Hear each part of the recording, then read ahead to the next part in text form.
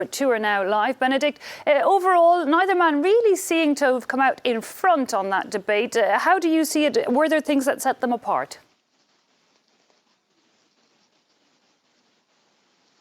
Well, there are definitely things that set them apart. As to who was the winner, I think they both were neck and neck, and that was confirmed shortly after the 1 hour first duel between the leader of the opposition, Jeremy Corbyn, and the Prime Minister, the Conservative, MP, Boris Johnson.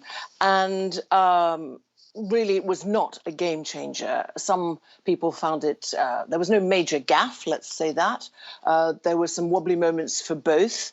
Brexit dominated, unsurprisingly, the debate, particularly, of course, Boris Johnson landed quite a few punches on Jeremy Corbyn, very much saying that if a Labour government, Labour Party was to win the election, then what would happen in 2020 is two referendums. The first one would be on Brexit and possibly remaining in the EU for the United Kingdom. That would take 3 months of negotiations, says Jeremy Corbyn, and then 6 months to organise a referendum. And then that second referendum, says Boris Johnson, would actually be on a Scottish referendum on independence. With a pact with the Scottish National Party. That's the accusation. And Jeremy Corbyn denied that absolutely, said there was no pact with the SNP. What was surprising, I'll tell you what was surprising, is that at two particular moments, the audience, which was quite balanced politically, and there were some undecided, laughed at both men. And that, I think, is really a measure of the scepticism, the volatility of voters. Now, Benedict, this was, of course, the first debate. It pitted the leaders of the two biggest parties in the country against each other. But what are we likely to see between now and voting day?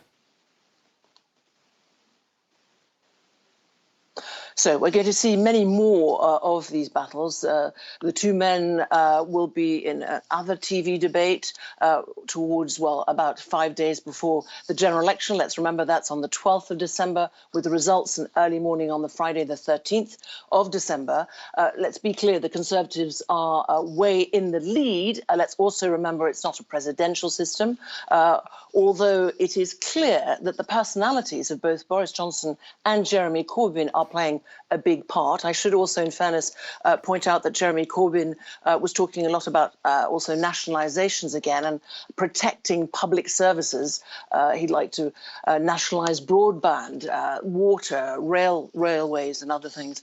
But there will be other duels, or rather battles, on TV, which will be interesting to watch because they'll be with 5 other political leaders, for example, like the leader of the Liberal Democrats and the leader, that's Joe Swinson, and the leader, the First Minister of Scotland, Nicola Sturgeon, who both had gone to court unsuccessfully on Monday, trying to really barge their way into last night's battle between Jeremy Corbyn and Boris Johnson. They were unsuccessful. So we'll have to see what happens. Polls can change. It's in 3 weeks' time. And the ultimate poll, as we know, is voters' verdict themselves. So we'll find that out on Friday, the 13th of December.